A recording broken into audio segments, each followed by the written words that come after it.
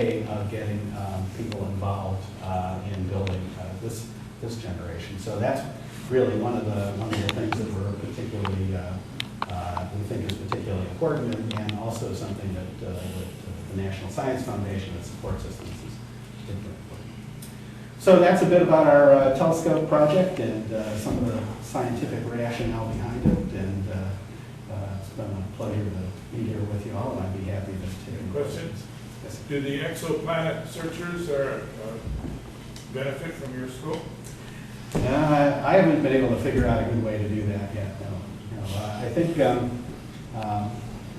if there's one of the, well, they're looking for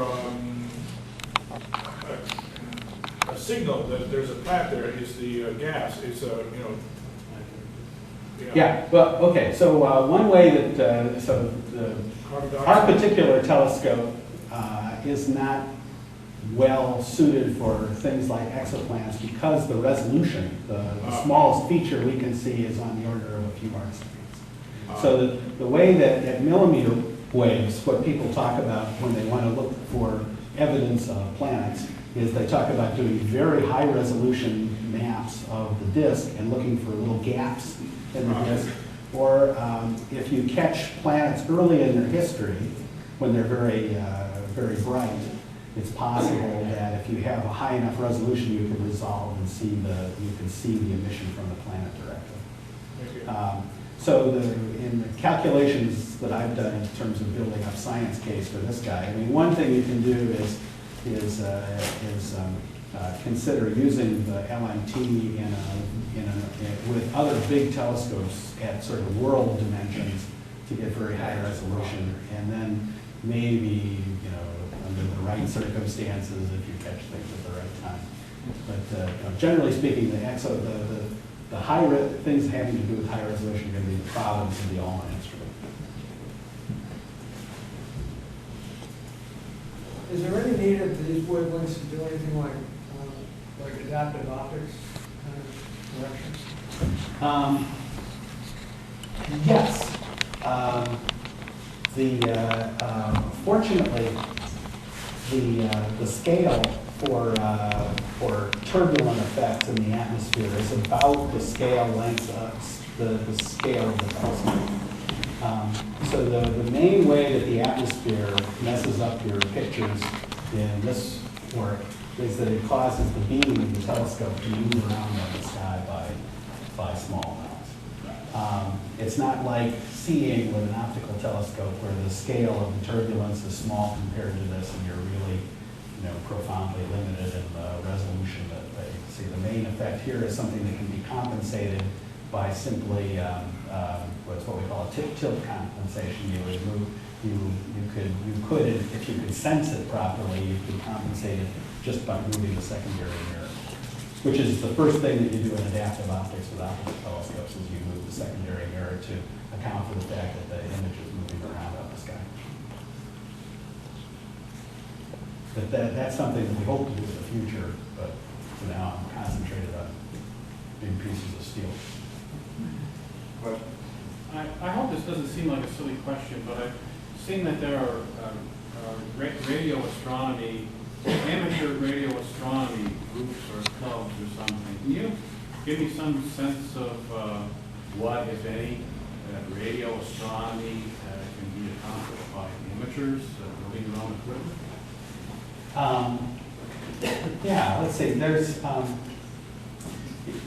one place to get started would be to look at Haystack Observatory in Westford, Mass.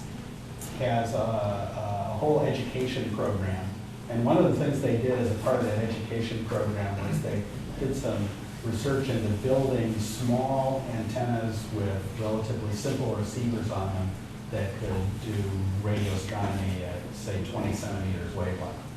But it turns out that and this is something we built in our, for our students, for our undergraduate students. You can take one of these sort of big satellite dishes and put a 21 centimeter receiver on it.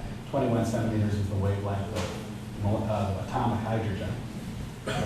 And what does that let you see? What that allows you to do is you can The beam is very big, so it's not like, you know, you look through the eyepiece and you see something really great. Basically, you can detect the hydrogen in the Milky Way, and you know, the Milky Way is huge, so having a big beam is actually an advantage if you want to sort of map out what the whole thing looks like. Those are the kinds of projects. So one thing might be to look at that website. The longer wavelength things, you know, you can detect the sun and some of the really bright radio sources with relatively simple equipment. But we had an undergraduate student that built a meter wave receiver, and it turns out Jupiter is a powerful emitter. There's a bursts at wavelengths of meters scale. It's kind of interesting. But I think it's really, you know, the people that I know that are amateur radio astronomers are all, you know, radio and, you know, radio people that, you know, then collected, you know, leftovers from the lab and stuff and built something in the backyard and you know, that kind of thing. It's a little, it's more specialized, you know, in the same sense that making a telescope here is a pretty specialized thing. You got to follow a prescription and stuff.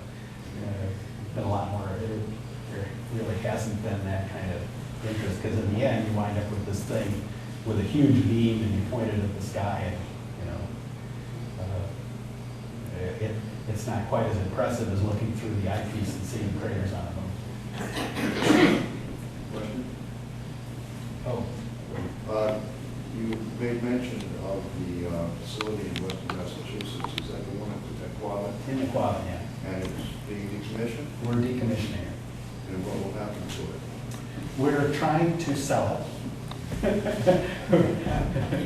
We, you know, one of our deals when we built it in Quabbin was that the state insisted that we remove it from the Quabbin when we were done. And so now that we've essentially reached the end of the useful research lifetime, we have to remove it. So we've been trying to find somebody that wants to buy it. And been working on a group at Lincoln Labs in Massachusetts that, in fact, this year is giving us some money to operate it for them so they can do tests of millimeter wave propagation in the atmosphere and things like that. I think eventually we're hoping we'll sell it to some group like that so they can do studies. Seems like that would be an excellent piece of equipment for the students to go tinker on. Yeah, if I could have figured out a way to keep it open for just that purpose. I mean, part of the problem is it's in the middle of the Quabbin Reservoir, so it's a half-an-hour drive and beyond a locked gate, and, you know, surrounded by beaver observers. And, you know, so I think if we had been smart, we would have built it on the campus, then there would have been a little bit more value. You had a question? How dense are these clouds and gas? How dense? Yeah, how many molecules? 1,000 molecules per cubic centimeter. Okay, So outstanding vacuum compared to anything that can be done here on Earth. Because we're, you know, so we're talking about a sugar cube as a cubic centimeter. Right? So right now, a sugar cube worth of volume has 2 × 10 to the 19 air molecules in it, and so we're talking about 1,000, or, you know, factor of 10 to the 16, which is such a big number that it's kind of hard. So it's you know, compared to anything we're familiar with, it's an excellent vacuum out there. But in interstellar space, where the typical density is 1 atom per cubic centimeter. Right.